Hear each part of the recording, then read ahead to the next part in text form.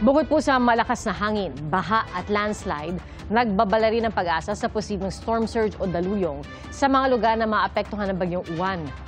Saksila, si Jamie Santos. Jamie?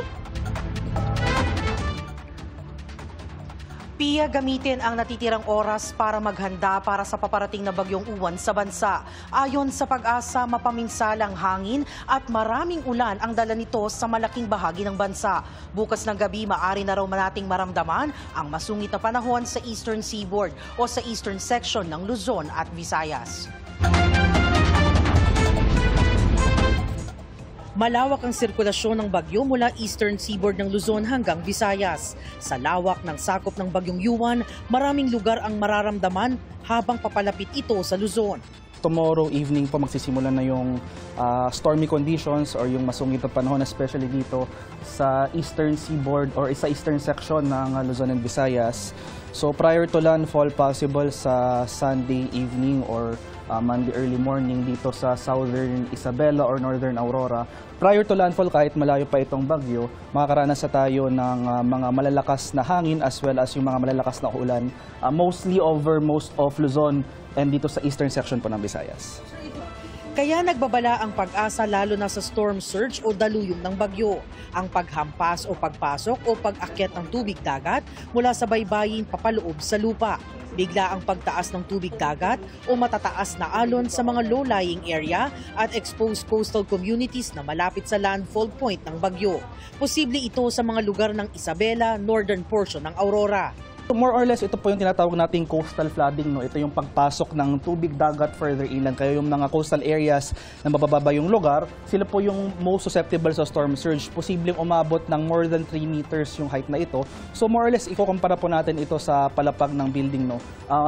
Halos ka-height niya ang isang palapag ng building. Lalo-lalo na magsusuper typhoon ito. So malalakas na hangin ang dala nito.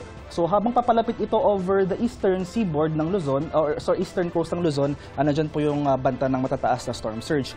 Kapag sumabay daw ang storm surge sa malakas na ulan, mas mabilis na tataas ang tubig sa ilog at estero na nagdudulot ng bigla ang pagbaha. Sa mga nasa dagat baybayin sa mga coastal areas, yun po yung pinaka-susceptible talaga. Usually kasi yung storm surge, yan yung mas nakakamatay na hazard na dulot ng bagyo as compared, let's say, sa malalakas na hangin, malalakas na ulan. Since sila po yung unang nakakaranas talaga nung unang hagupit na dulot ng papalapit ng mga bagyo. Tulad ng Yolanda, ang pinakamapaminsalang bagyo na dumaan sa bansa, November din ito pumasok. Ayon sa pag-asa, karaniwan ang pag-intensify ng mga bagyo sa huling bahagi ng taon dahil sa mas malawak at mainit na karagatang tinatahak nito. In terms of track, at kung titingnan natin yung climatology, si Pepito yung usual, nasabi nating similar track nitong bagyong ito. So highest wind signal ay signal number 5 dahil prior to landfall, within the next 24 hours, magiging typhoon ito.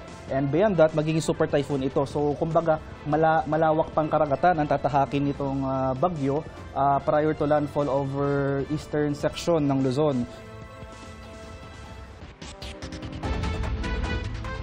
Pia, sa pagpasok ng bagyong Uwan sa bansa, manatiling alerto at nakamonitor sa pag-asa para alam ang lagay ng panahon sa inyong lugar. Makipag-ugnayan na rin sa inyong mga LGUs para sa paghahanda sa inyong lugar. Live mula rito sa pag-asa para sa GMA Integrated News, ako si Jamie Santos, ang inyong saksi. Mga kapuso, maging una sa saksi.